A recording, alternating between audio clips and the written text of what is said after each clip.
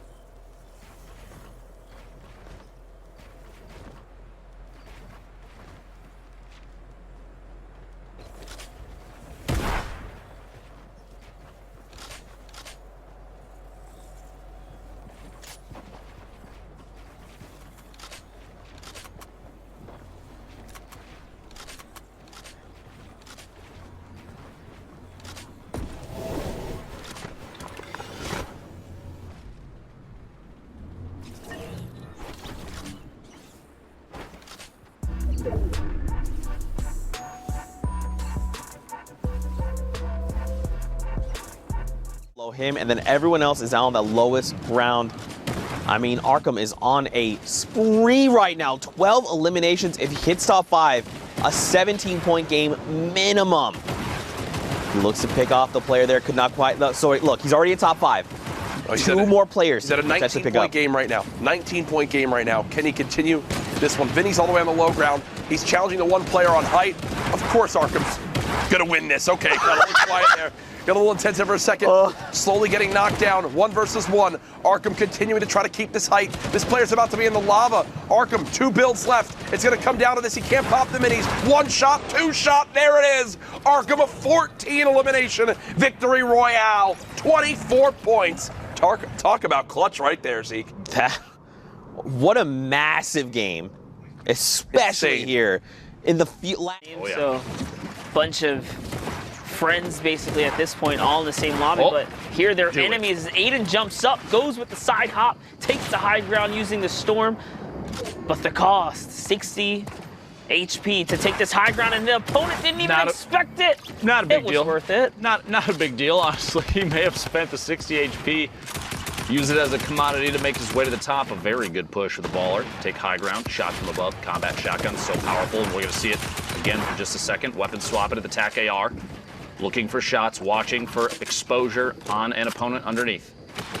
Drop it down. A little scout to the high ground. Everything seems to be clear, and he knows players are working their way down. He's taking his time here. You don't ever want to get too close to your opponent. He's trying to find an opportunity. Will he find it here? As it's declining slowly but surely once again. Just keeping this high ground. He used a baller to get here. You can tell that he still has fairly comfortable materials for endgame. Deuces goes down there as Aydan is continuing to rain down top 3 situation. Trashy versus Little Chase. Trashy catches that one, and Aydan is now at 100 shield here in a 1v1 versus Trashy. Is he gonna be able to close out? We'll find out now. Just a second here, Aydan moving forward, double layering up above. Trashy stuck on the low ground, no builds, shots from underneath, down to 69 HP. The Shadow Bomb in an attempt to maybe make a climb here using the tree potentially, but Aydan is doing an excellent job of zoning Trashy out. No attempt, no climb.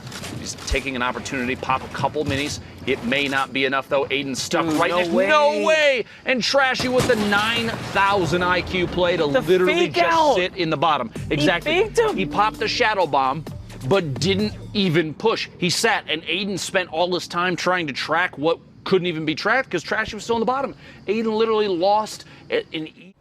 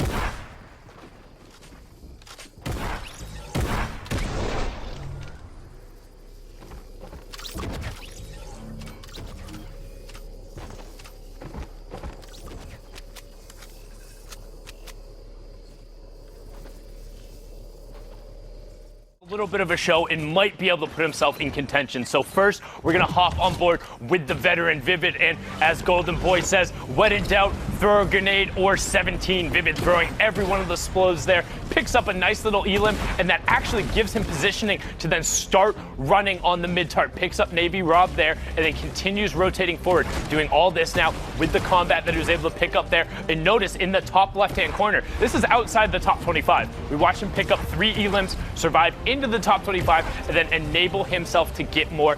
Challenging into the stake, knowing he would get that siphon. Now, Clix on board here, was at 10 HP, gets a shadow. What does he do with it? He's then able to translate that into a boogie, drops the player out, and then all of a sudden, he gets another shadow. This is what we mean when we talk about how every little interaction counts. If Clix doesn't pick up the elim at 10 HP, doesn't get the shadow to enable him to get the boogie bombs, which doesn't let him pick up the next 2 elims, which gives him more shadows and gives him high ground control. And look here how he extends out the timer on the shadow bomb. He's in shadow form the whole time, is able to get into the player's box, picks up Nut, who is on the top 10 of the leaderboard right now. So it's not like he's just cleaning out the bottom of the barrel. These are other players competing for a spot. And Clix, I remember originally watching him in the Luxe Cup and thinking, wow, this kid Clix on YouTube.